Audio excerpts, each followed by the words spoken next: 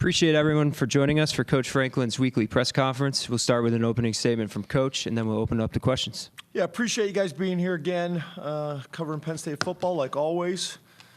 Just quickly recap FIU game, some general positives. I think special teams is really making some game-changing plays. You saw Gabe's 68-yard punt. I don't know if I've ever experienced a reaction in the stadium for a punt like that. It was pretty cool to kind of hear the reaction. And then a block punt by Dom, obviously. I thought we continued to manage the game well. I'm talking about the players. In terms of not having to burn timeouts, having all 3 timeouts available at the end of the half, all 3 timeouts at the end of the game, not burning timeouts because we got 12 guys on the field or 10 guys on the field, things like that. So had some duplicate jersey numbers, had to change jerseys, things like that. And I thought our guys all managed that well, including Coach Lustig and his crew.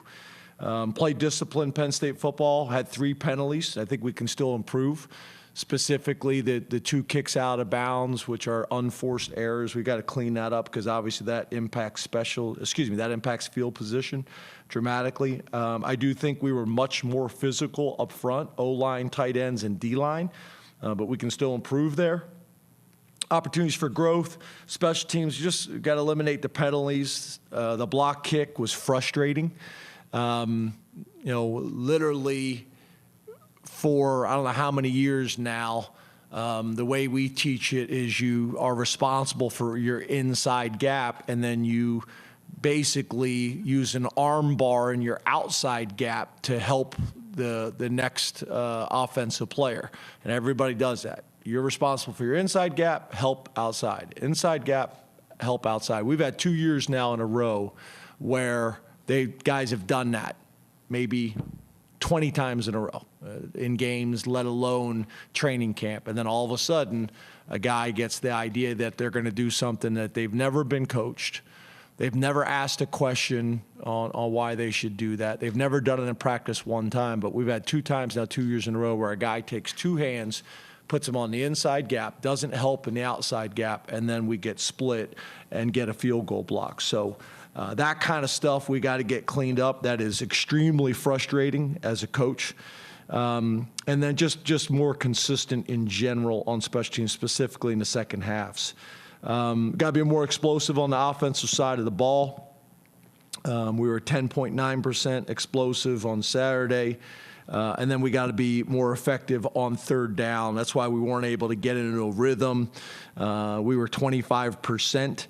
Defensively, similar. We allowed them to stay on schedule, and then they end up going for a bunch on fourth down. I really feel like, you used to only talk third down, and really you should combine third and fourth downs, because the way people are going for it now on fourth down, at the end of the day, third down used to be so important because it factored whether you got off the field or not, and really it's a combined third and fourth down stat. So I think they were 60% on fourth down because there was just too many manageable fourth down situations, and then we had too many drops. We gotta catch the ball.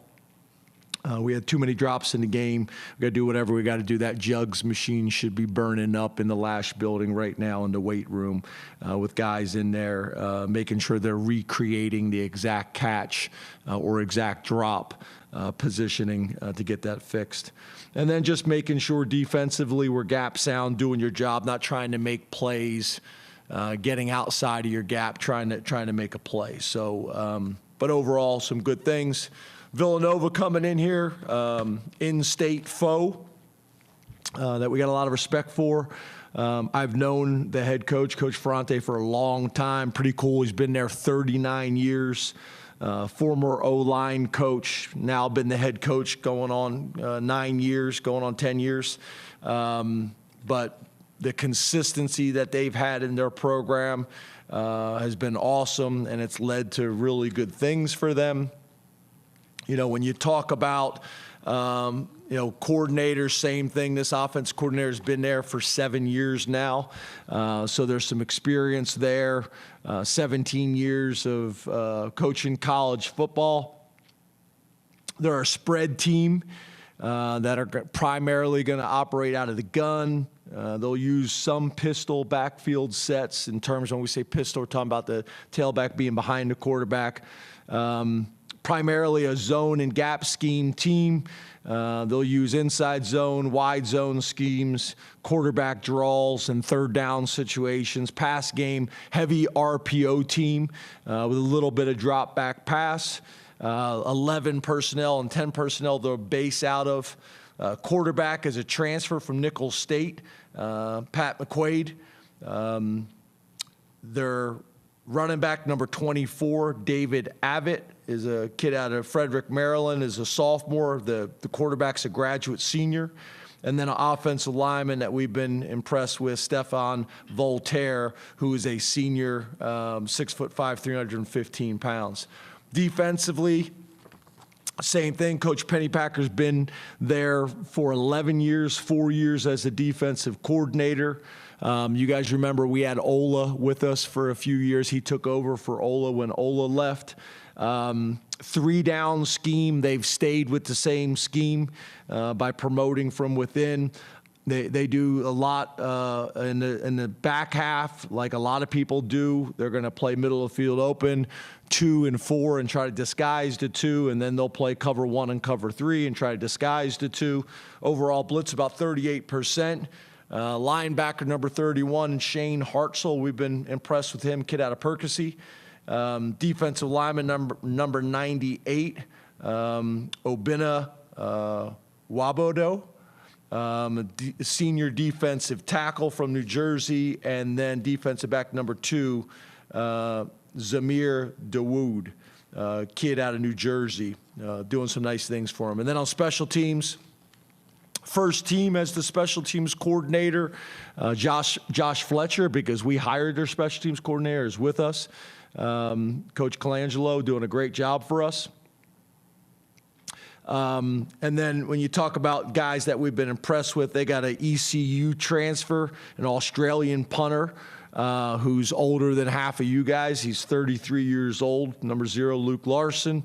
And then their place kicker, number 42, Jack Barnum, is also a transfer. So both of those guys are special. Both of those specialists are transfers. So expect a packed house and a great environment here. Looking forward to Saturday, and we open it up to questions. Start with Rich Carcella, followed by Bob Flounders. Good afternoon, James. How are you? Good, Rich. How are you? Fantastic. Hey, James, can you assess the defensive operation through 2 games? What has it been like, seeing Jim Knowles at work up close for 2 games? And secondly, can you assess how Zariah and Zion played in their return? Yeah, so I'll start with Zariah. It was just great having him back. Probably played a little bit more than what I wanted him to play in terms of kind of just rep count. But he looked quick off the ball. He looked confident. Mentally looked confident, physically looked confident, emotionally had a big smile on his face, was flying around having fun. So I think that was big for us. We're young at defensive end, so that experience and that leadership is important for us. Having Zion back, I thought, was also significant. The guy's played a ton of football around here, has made some big time plays and big moments for us. So that was big, and we're going to need that to continue. And when you have him, and then you have AJ, and you got Zachy, and really Elliott and AC. There's a lot of guys that have played a lot of football in the back half. So that'll be important for us. Those 2 guys continuing to get in there, get reps, and contribute from a leadership standpoint, and also from a production standpoint. And then just in terms of with Jim. Ultimately, it's about points, right? And obviously, our first 2 games, it's been pretty impressive in terms of points and the number of guys that we've been able to play. But I do think, we can be more of a suffocating style defense. We've given up some yards that I think Jim would prefer, obviously, us being a little bit tighter and reacting. I still think our defense is thinking and not playing as fast as maybe we have in the past. And that's what's going to be important this week. And then obviously moving forward as well is just getting these guys playing fast and confident in some of the tweaks of the new system. So that'll be important for us moving forward. Let's go to Bob Founders, followed by Mark Wogenrich. Hi, James. How are you? Good, Bob. How are you? I'm good. James, you touched on the physicality of your tight ends at the line of scrimmage a little bit earlier. I wanted to ask you just about the blocking of the tight ends and the wideouts in the run game. And the reason I asked that, it looked like on Katron's long touchdown run, they did a really good job of creating room for him, past the line of scrimmage, and the wideouts came across the field there to kind of give him an escort. What's your thoughts on how they perform? Yeah, I thought that was a clinic play. I mean, both tight ends not only had physical blocks, but they ran their feet. A lot of times guys will cover people up and feel like they've done enough. Those two guys ran their feet and ran them off the field, which allowed Katron to really stay away from pursuit. And then he was able to break some tackles from pursuit, and then to see those two wideouts leading them down the field. I think that's probably one of the biggest things that I've noticed already. I think there's been a real change in our wide receivers in terms of their effort in the blocking game, in the run game, blocking in the run game. And I think there's a little bit of, you have to be careful when you start getting into a ton of RPO. It's hard to develop receivers sometimes as blockers because they very rarely do it, right? It's all RPO. So I think that's been a real positive. That's been obvious on film. That if you go through that tape again, there's examples of those guys coming down and digging out the safeties and having some physical blocks. Liam had a pancake block on a safety. Pena had a pancake block on a safety, I think. So I thought those things were real positive. So we're going to need to continue to do that. We had some drops, obviously, with Khalil. We get those things kind of cleaned up and removed, then I think we'll feel really good about our tight ends and what they're doing this season.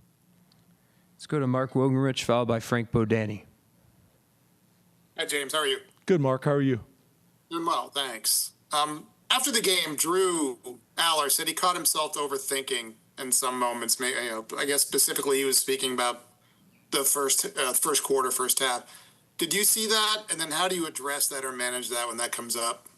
Yeah, I don't know if I would necessarily say I saw that. It's kind of hard to see, what somebody is thinking. But he missed some throws that he normally doesn't. And I think what happens for all these guys, we talked about it in all my end of the year meetings, it's a really important trait and skill for guys to learn. Is next play. Next play. No matter what happens the previous play, positive or negative, you must move on. You must move on to the next one. And I think a couple times that happened where you miss a really easy throw that he makes 99.9% of the time, and that frustrates you. And if you're not careful, that will linger.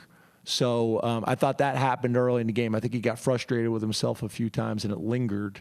And I think what happens is when you got people that have invested the amount that a guy like Drew and most of our team have invested, that's easier said than done than to move on to the next play and not get frustrated and upset with yourself. But that's why it's such an important trait to learn. No matter what happens the previous play, you got to flush it and you got to move on to the next play. And each play is kind of its own entity, and you gotta make sure you're maximizing it. The only way to maximize it is to be present. You can't live in the past. You can't live in the future. You must be present. So that I did see. But the overthinking came from you guys asking them questions after the game, and then obviously myself and Danny and Trace talking to them after the game about that as well. Let's go to Frank Bodani, followed by Neil Riddell. Hey, good afternoon, James. Hope you're doing well today. You too, Frank. Yeah, thank you. After the game, someone asked you about your offensive line, and you said something about, you thought there was a lot of meat left on the bone.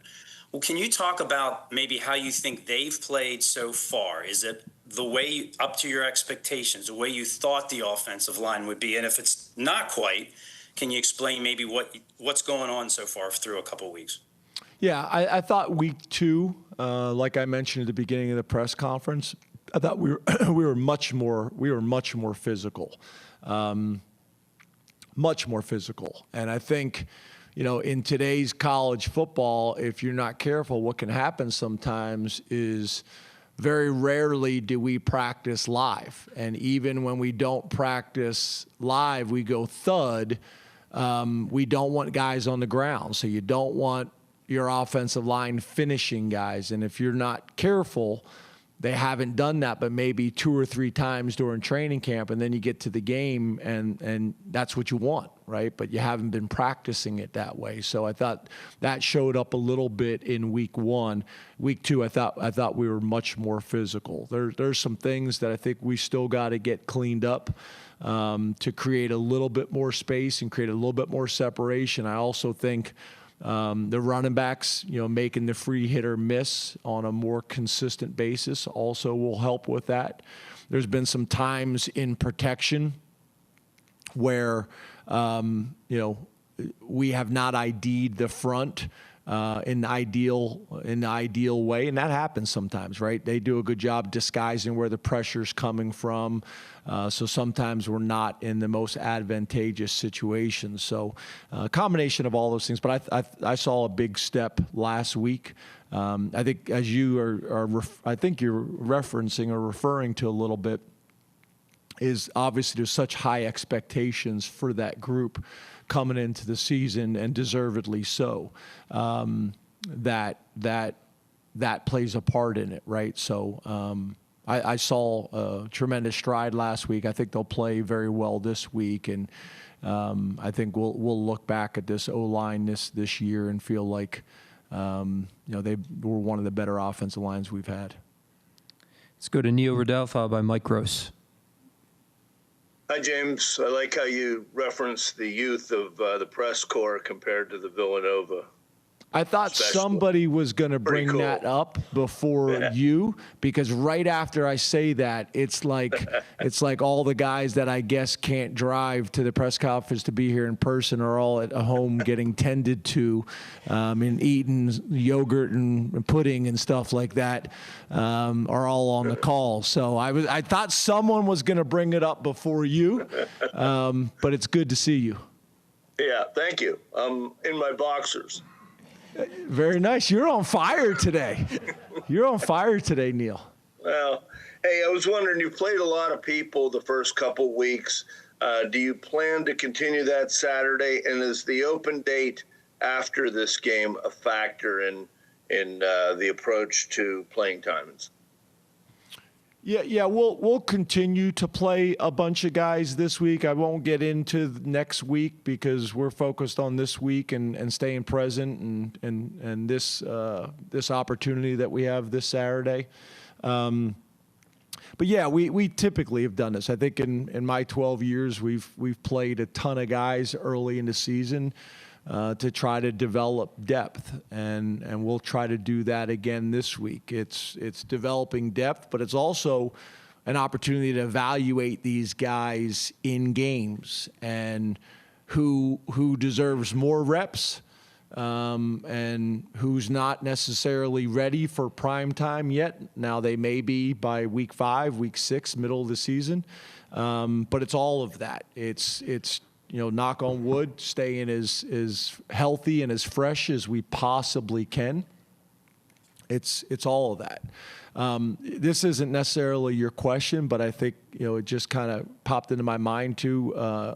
In terms of that, a little bit is ball distribution too. Like I thought last week was a really good example of what we want it to look like. I think both Nick and Katron had like 16 touches, maybe 16 and 17. It was right in that ballpark. And then, you know, I think the tight ends had like 5 touches each. The wide receivers all had, you know, between 5 and 7 touches each. So that's really what we would like. We just got to eliminate some of the drops because the more we do that, we'll stay on the field longer by staying on the field on third down and picking up first downs, which will create more opportunities, more touches for more guys. So, but yeah, we want to develop depth.